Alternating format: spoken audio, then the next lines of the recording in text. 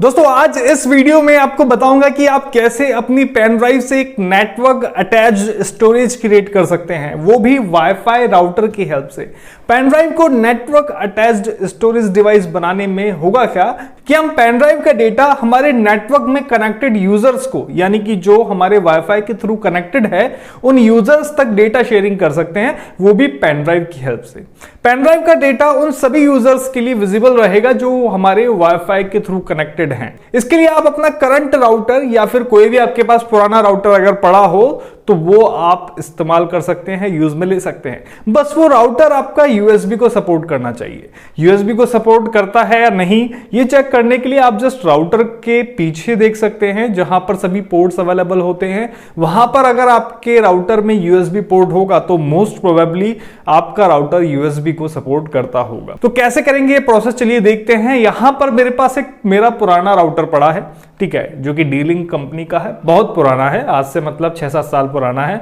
अब तो आजकल हम फाइबर कनेक्शन लेते हैं तो हर बार एक नया राउटर हमको मिल जाता है कनेक्शन के साथ ही, लेकिन ये राउटर मेरा बहुत पुराना है। जब हम इंडिविजुअल कनेक्शन लेते थे उस टाइम मेरे पास कभी बीएसएनएल का कनेक्शन हुआ करता था।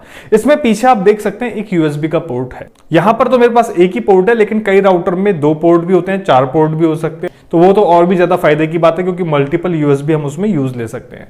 पावर ऑन ऑफ बटन यहां पे हमको मिलता ही है, साथ में 12 वोल्ट का डीसी इनपुट पावर सप्लाई यहां पर हमें दिखाई दे रहा है, जिसमें हम अडेप्टर की पिन लगा के इस राउटर को पावर सप्लाई दे सकते हैं। तो अगर पुराना राउटर आप यूज कर रहे हो तो हमें बस अडेप्टर की ही नीड है और किसी इथरनेट केबल वगैरह किसी चीज की नीड नहीं है। जस्ट हमें इस राउटर को पावर सप्लाई देने के लिए इसके अडेप्टर की नीड होगी। बाकी अगर आप अपना करंट राउटर को ही यूज कर रहे हो और उसमें ये टास्क परफॉर्म करना चाहते हो तो उसमें तो सब कुछ प्लग्ड इन होगा, कोई अलग से एसेसरीज की जरूरत नहीं है, जस्ट आपको पेन ड्राइव की नीड है। पेन ड्राइव कितनी भी स्पेस की, स्टोरेज की आप यूज ले सकते हैं। ये रही हमारी पेन ड्राइव, ये भी काफी पुरानी है, टूटी फूटी सी है, लेकिन काम कर रही है, तो इसलिए मैं इसको यहाँ पे यूज ले रहा हूं। यानी कि पुराना राउटर और पुरानी पेन ड्राइव को मैं फेंक नहीं रहा, इस्तेमाल कर रहा हूं। एक नई एप्लीकेशन यहां पे क्रिएट कर रहा हूं जिसका नाम है नेटवर्क अटैच्ड स्टोरेज, ठीक है। इसके लिए मुझे पेन ड्राइव को अपने सिस्टम में लगाने की जरूरत नहीं है, जस्ट मैं वाईफाई से कनेक्ट करूंगा और पेन ड्राइव का डेटा यूज कर लूंगा। तो इसको हमें इस तरीके से, पेन ड्राइव को इस तरीके से अपने इस यूएसबी पोर्ट में प्लग इन करना होगा। राउटर पर आगे ये सभी आइकन्स भी आपको मिल रहे हैं जो हमें ये इंश्योर करते हैं कि आपने जो भी डिवाइस अपने राउटर में कनेक्ट करी है वो प्लग इन है या नहीं है, क्योंकि जैसे हम पेन ड्राइव यहाँ पे प्लग इन करेंगे तो यहाँ पे पेन ड्राइव कनेक्शन की लाइट जल जाएगी, लेकिन जरूरी नहीं है कि आप जो भी राउटर यूज कर रहे हो उसमें भी आपको ये लाइटें मिले। तो लाइट की तरफ नहीं जाते हैं, चलते हैं हम अपने टास्क की तरफ। तो हम एक काम करते हैं, यहाँ पे अपने अडेप्टर को प्लग इन कर देते हैं पावर सप्लाई से, जिससे कि हम इस राउटर को पावर सप्लाई दे सकें। तो अडेप्टर को हमने अपने सॉकेट में लगा दिया है। अब अडेप्टर की पिन हम यहाँ पर 12 वोल्ट इनपुट पावर सप्लाई में यहाँ पे लगा देते हैं, जिससे इस राउटर को पावर सप्लाई मिल सके। और अब हम यूएसबी पोर्ट में अपनी पेन ड्राइव लगा देते हैं। तो मैंने यहाँ पे अपनी पेन ड्राइव भी लगा दी। इस पेन ड्राइव में डेटा है, अभी मुझे नहीं पता है कि क्या डेटा है, चलिए नेटवर्क अटैच्ड स्टोरेज के थ्रू ही देखेंगे कि इसमें क्या डेटा है। और हाँ, एक चीज और, अगर आपका राउटर बहुत ज्यादा पुराना है तो ऐसा पॉसिबल है कि आपको अपने राउटर की एसएसआईडी और पासवर्ड ध्यान नहीं होगा, ठीक है, क्योंकि मेरे साथ ऐसा ही केस है। क्योंकि D-Link का जो राउटर है मैंने आपके लिए वीडियो बनाने के लिए अपने स्टोर से निकाला है, तो मुझे इसका एसएसआईडी और पासवर्ड नहीं पता है।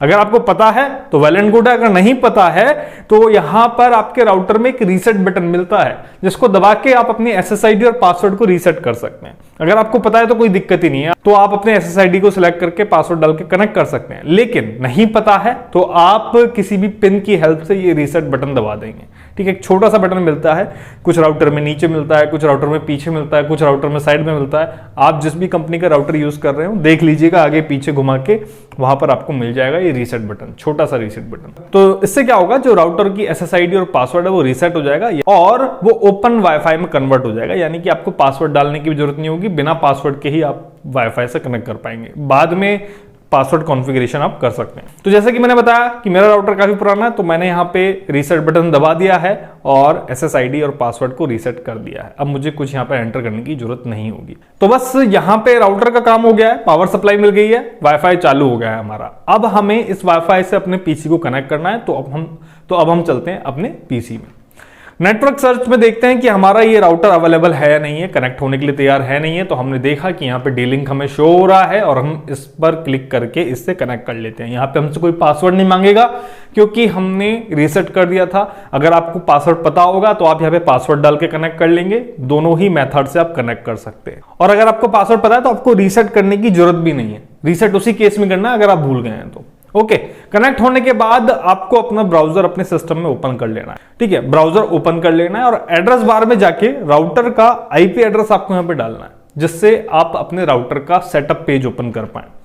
अगर आपको अपने राउटर का आईपी एड्रेस नहीं पता है तो राउटर को थोड़ा सा घुमा के देखेंगे तो आगे पीछे उसका आईपी एड्रेस लिखा मिल जाएगा। लेकिन अगर बहुत ही ज्यादा पुराना है कि भैया उस पर लिखा हुआ भी मिट गया हो तो आप राउटर की वेबसाइट पे जाके देख सकते हैं, या फिर मैंने आपके लिए एक वीडियो बनाया हुआ है कमांड प्रॉम्प्ट मेथड से आप कैसे कनेक्टेड राउटर का आईपी एड्रेस देख सकते हैं। उसके लिए आप ये वीडियो देख लीजिएगा, डिस्क्रिप्शन में लिंक मिल जाएगा। अगर आपको आईपी एड्रेस नहीं पता है तो एग्जैक्ट आईपी एड्रेस नहीं पता है, क्योंकि आईपी एड्रेस की हेल्प से, राउटर के आईपी एड्रेस की हेल्प से ही आप राउटर का सेटअप पेज ओपन कर पाएंगे। तो आईपी एड्रेस बार में डालने के बाद router setup interface page open होगा, जिसमें आपसे यूजर आईडी और पासवर्ड डालने के लिए कहेगा। जिसमें ज्यादातर राउटर का यूजर आईडी और पासवर्ड एडमिन और एडमिन ही होता है। यूजर आईडी भी एडमिन और पासवर्ड भी एडमिन। ठीक है, लेकिन अगर बाई चांस आपका यूजर आईडी और पासवर्ड अलग है तो आप गूगल पे सर्च कर लीजिएगा, गूगल की हेल्प ले लीजिएगा, आपको यूजर आईडी और पासवर्ड के बारे में पता लग जाएगा। तो हमने यूजर आईडी और पासवर्ड में डाला एडमिन और लॉगिन कर लिया। लॉगिन करने के बाद D-Link का सेटअप पेज ओपन हो गया है। अब क्योंकि हमने अपने राउटर में USB को अटैच किया हुआ है तो हमें यहां सेटअप में ढूंढना होगा कि USB स्टोरेज का ऑप्शन कहां आ रहा है भाई, और अगर आ रहा है तो वो अनेबल है या नहीं, क्योंकि इनेबल होगा तभी हम USB स्टोरेज को यूज कर पाएंगे अपने पीसी में या फिर कनेक्टेड डिवाइस में। तो सभी राउटर की सेटिंग्स यहाँ पे अलग होगी, साफ सीधी सी बात है। मैं D-Link का यूज कर रहा हूं तो आपके सामने ऑप्शन आप जैसे मैं आपको बता रहा हूं वैसे मिल जाएंगे। TP-Link का आप यूज कर रहे होंगे तो TP-Link के अलग ऑप्शन मिलेंगे। अगर आप नेटगियर का यूज कर रहे हैं तो नेटगियर के अलग ऑप्शन मिलेंगे। ऐसे कंपनी वाइज इंटरफेस मैटर करता है और इंटरफेस अलग रहेगा, तो वो आपको ऑप्शन ढूंढने होंगे। और चूंकि अगर आपके राउटर में USB पोर्ट है तो वो सेटिंग कहीं ना कहीं आपको डेफिनेटली मिलेगी। तो आपको ये ऑप्शन ढूंढना होगा। यहां D-Link में हम चलते हैं एडवांस टैब में। एडवांस टैब में जाने के बाद लेफ्ट हैंड साइड में हमें मिलेगा यहाँ पे सांबा सर्वर की सेटिंग कॉन्फ़िगरेशन करने के लिए। तो हमें ये सांबा सेटिंग में जाना है। सांबा को आप SMB के नाम से भी जान सकते हैं, यानी कि ये आपको SMB के नाम से भी मिल सकता है। SMB क्या होता है? ये एक नेटवर्क प्रोटोकॉल होता है जिसके थ्रू हम किसी नेटवर्क पर फाइल्स को शेयर कर सकते हैं, यानी कि एक तरीके का प्रोटोकॉल है। तो सबसे पहले तो यहां हमें देखना है, चेक करना है कि हमारा जो सांबा सर्वर है वो इनेबल है या नहीं, और वो इनेबल है क्योंकि यहाँ पे टिक मार्क लगा हुआ है। और दूसरा यहां नीचे लिखा हुआ आ रहा है इनेबल USB स्टोरेज, तो ये आपका चेकड होना चाहिए। अगर चेक नहीं है तो आप इसको चेक कर लेंगे। नीचे एक ऑप्शन और आ रहा है यहाँ पे, ये जरूरी नहीं कि हर राउटर में आए, लेकिन यहाँ पे आपको नजर आ रहा है इनेबल अनोनिमस एक्सेस का ऑप्शन। ठीक है, इसको चेक करना या ना चेक करना ये ऑप्शनल है। अगर ये चेक्ड होता है तो नेटवर्क में कनेक्टेड हर यूजर आईपी एड्रेस का यूज करके आपके पेन ड्राइव के डेटा को एक्सेस कर सकता है। अगर नहीं होगा चेक्ड तो उसको फिर यूजर आईडी पासवर्ड का यूज देना पड़ेगा, वो मैं आपको इस वीडियो के दूसरे पार्ट में बताऊंगा। तो ये सेटिंग आपको दोनों ही चेक करके आप देख लीजिएगा। इस तरीके से टिक टिक मार्क होने चाहिए आपके पास, यानी कि जो इनेबल USB एक्सेस का ऑप्शन है वो टिक होना चाहिए और उससे रिलेटेड ऑप्शन टिक होने चाहिए, और फिर आप अप्लाई कर देंगे इस सेटिंग को। अप्लाई करने के बाद आप अपना वाईफाई वापस से रिकनेक्ट करेंगे। रिकनेक्ट करने के बाद अब सवाल आता है कि अब हम अपना पेन ड्राइव का डेटा कैसे एक्सेस करेंगे। पेन ड्राइव से डेटा को एक्सेस करने के लिए सबसे पहले मैंडेटरी है, मैं आपको बता दूं फिर से, कि आपका कंप्यूटर या लैपटॉप सेम वाईफाई यानी कि जिसमें पेन ड्राइव लगी हुई है उससे कनेक्ट होना चाहिए।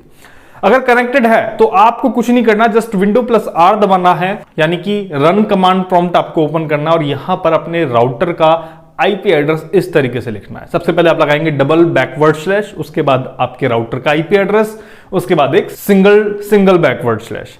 ये लिख के आप एंटर बटन दबाएंगे और बस अब आप देखेंगे कि आपकी जो पेन ड्राइव है उसका ड्राइव यहां पर आ गया है। आप उसमें जाके चेक कर सकते हैं कि हाँ आपका डेटा यहाँ पे शो हो रहा है। अब आप चाहे पेन ड्राइव में डेटा डालो या फिर निकालो, इस तरीके से नेटवर्क में अटैच्ड जिन भी लोगों को इस पेन ड्राइव का एक्सेस है वो सभी लोग इस पेन ड्राइव के डेटा को यूज कर सकते हैं, इस पेन ड्राइव में डेटा ऐड कर सकते हैं। ये एक बहुत ही खास बात है। जो भी यूजर आपके वाईफाई से कनेक्ट होगा वो इस तरीके से पेन ड्राइव का डेटा एक्सेस कर पाएगा।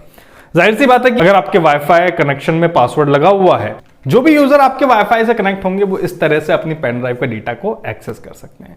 इसको पासवर्ड सिक्योर और कैसे बनाना है वो मैं आपको जल्द ही नेक्स्ट वीडियो में बताऊंगा, जिसमें हम ये जानेंगे कि पर्टिकुलर पेन ड्राइव को यूजर आईडी और पासवर्ड की हेल्प से कैसे इसका डेटा एक्सेस करें। यानी कि जिनके पास यूजर आईडी पासवर्ड होगा पेन ड्राइव का डेटा एक्सेस करने के लिए, सिर्फ वही डेटा को एक्सेस कर पाएंगे। चलो तो देर किस बात की, जल्दी से वीडियो को फैला दो और कमेंट करके मुझे बताओ कि आपके पास भी राउटर है नहीं पुराना जो यूएसबी को सपोर्ट करता हो, या फिर आपके पास करंट राउटर है तो आपने उसमें ये टेस्ट करके देखा जो मैंने आपको बताया। अगर कोई दिक्कत परेशानी आती है तो आप मुझे कमेंट करके जरूर बताएं, क्योंकि उसका सॉल्यूशन भी ढूंढना हमारा ही काम है। मिलते हैं आपसे नेक्स्ट वीडियो में नई इंफॉर्मेशन के साथ। चैनल सब्सक्राइब नहीं किया तो सब्सक्राइब कर लीजिए, वीडियो को लाइक कीजिए, शेयर कीजिए दबा के। धन्यवाद, जय हिंद।